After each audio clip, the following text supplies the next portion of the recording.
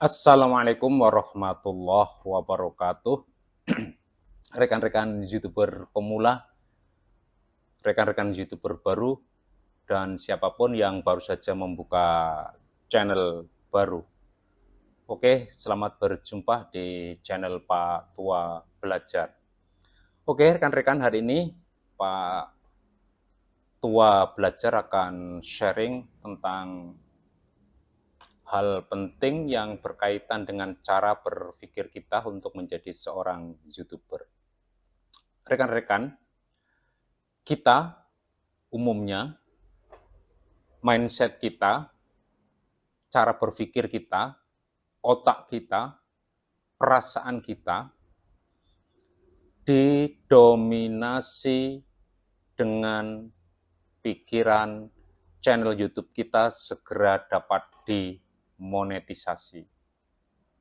Rekan-rekan, kita harus sadar, kita YouTuber pemula, jumlah video kita baru 10 atau bahkan masih di bawah 10.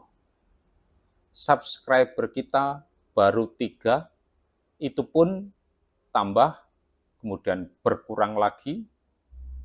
Viewer kita baru 1-2, jam tayang kita baru 1 jam.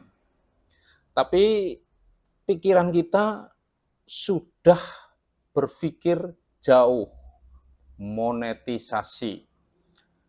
Kalau menurut Pak Tua Belajar, rekan-rekan YouTuber pemula, YouTuber baru, sepertinya itu terlalu jauh pikiran kita, terlalu jauh. Bagi Pak Tua Belajar, belum saatnya kita berpikir sampai ke situ.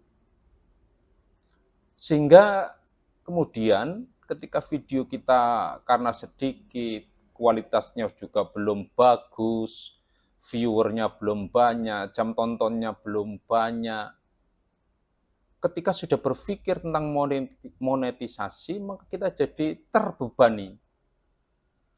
Kita jadi stres.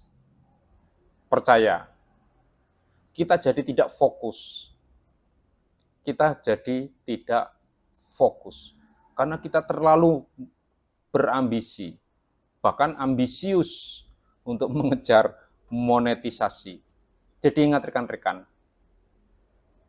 kalau dalam pandangan Pak Tua Belajar, boleh-boleh saja kita membangun channel YouTube untuk sesuatu yang menghasilkan. Tapi saya berharap itu tidak terjadi saat awal kita baru membangun. Jadi pikiran itu harus untuk sementara kita jauhkan dulu. Fokus kita adalah membangun channel. Fokus kita adalah mengembangkan channel. Fokus kita adalah membuat video-video menarik. Fokus kita adalah mengumpulkan subscriber sedikit demi sedikit. Fokus kita adalah mencari viewer. Fokus kita adalah bagaimana video kita bisa ditonton dalam durasi yang panjang, dalam durasi yang full. Jadi saya berharap kita para YouTuber pemula yang baru saja membangun channel baru untuk tidak berpikir dulu tentang monetisasi, biar tidak terbebani, biar tidak stres, berat rasanya. Oke, rekan-rekan, itu pesan saya, dan saya pikir ini penting. Jangan sampai kita salah mindset. Saya merasakan juga, karena sama-sama YouTuber pemula, YouTuber baru, yang channelnya baru seumur jagung, terasa tersiksa ketika melihat video saya ditonton hanya beberapa orang. Ketika subscribernya tidak nambah-nambah, kalau toh nambah kemudian berkurang. Ketika fokus hanya pada monet, maka stres saya. Oleh karena itu, rekan-rekan, sekarang kita tata. Fokus pada hal apa saat kita membangun channel itu. Itu yang kita utamakan. Jadi, kita belajar banyak dulu. Kita belajar hal-hal yang dilakukan oleh YouTuber sukses dulu. Kita mengetahui banyak hal tentang lika-liku dan rahasia bermain dan membangun channel YouTube.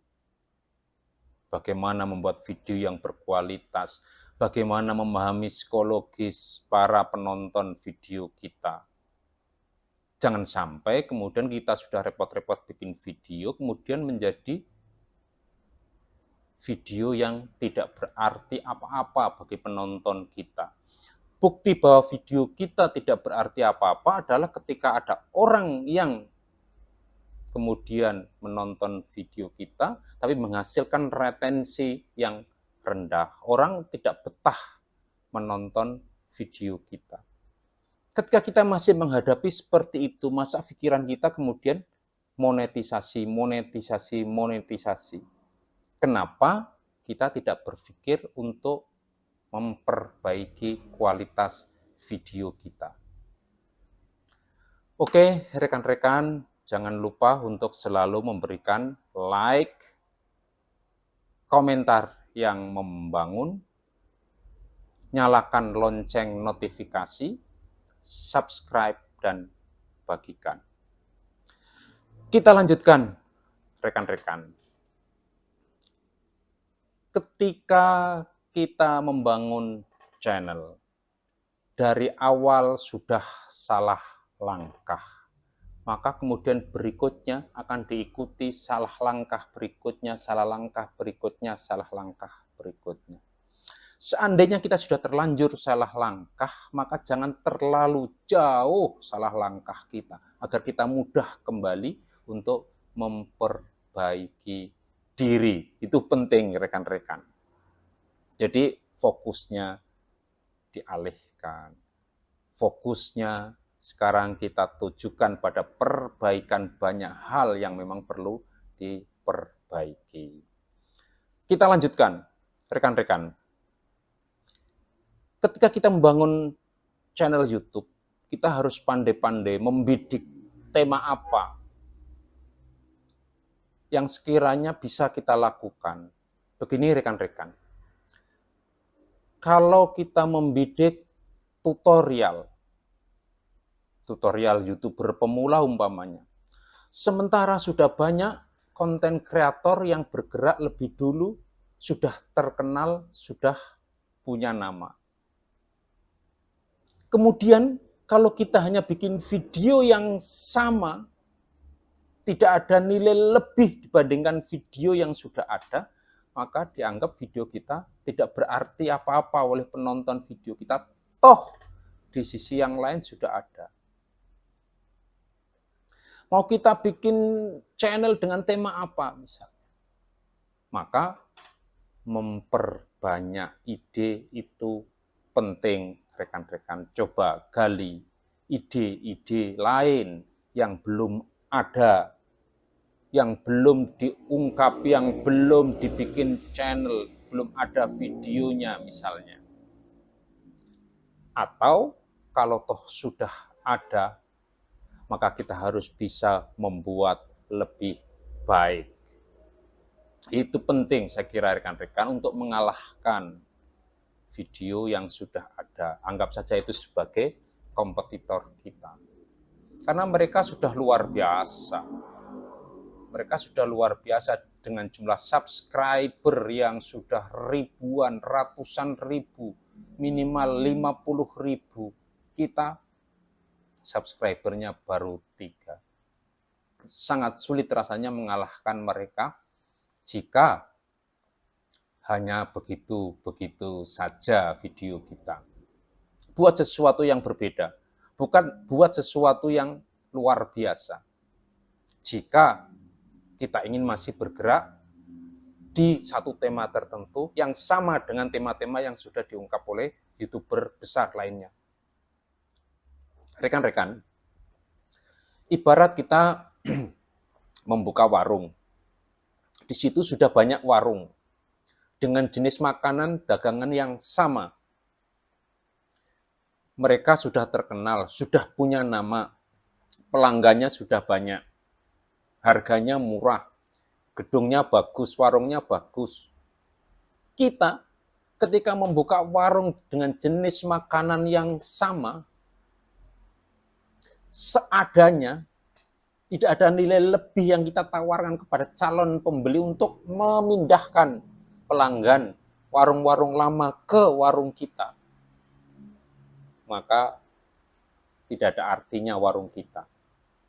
Harus ada sesuatu yang lebih dan lebih untuk mengalihkan pelanggan-pelanggan yang sudah datang di warung yang lama itu untuk mau pindah ke warung kita. Itu rekan-rekan ilustrasinya. Jadi harus ada hal luar biasa ketika kita mau mengangkat topik dan tema yang sama dengan YouTuber-YouTuber yang sudah eksis lama. Kemudian yang ketiga rekan-rekan, terkait dengan sharing kita hari ini. Jika rekan-rekan mau menjadikan YouTuber sebagai profesi rekan-rekan, maka tentu kita tidak bisa seadanya. Tentu kita tidak bisa ala kadarnya. Kita paham betul profesi-profesi yang ada di sekitar kita. Profesi yang dilakukan dengan ala kadarnya, dengan sekedarnya, dengan sekenanya. Yang menghasilkan, cuman hasilnya tidak seberapa. Berbeda dengan profesi yang dilakukan dengan sungguh-sungguh, punya kreativitas, punya ide, punya banyak hal inovasi, maka profesi itu akan menghasilkan sesuatu yang juga luar biasa. Ini ilustrasi juga rekan-rekan. Jadi jika rekan-rekan ingin menjadikan YouTuber sebagai profesi, maka banyak hal yang harus kita lakukan. Tunjukkan kesungguhan bahwa kita memilih profesi sebagai YouTuber. Jika baru sekenanya, jika baru sekedarnya, jika baru ala kadarnya, jangan berharap lebih, rekan-rekan. Oke, itu mudah-mudahan bermanfaat. Jadi 3 hal yang ingin saya sampaikan kepada rekan-rekan. Mudah-mudahan bisa diterima, bisa dicerna, dan mindset kita menjadi berubah. Jangan stres, jangan stres, jangan stres. Susah kalau kita stres, repot kalau kita terbebani. Oke, jangan lupa bahagia. Wassalamualaikum warahmatullahi wabarakatuh.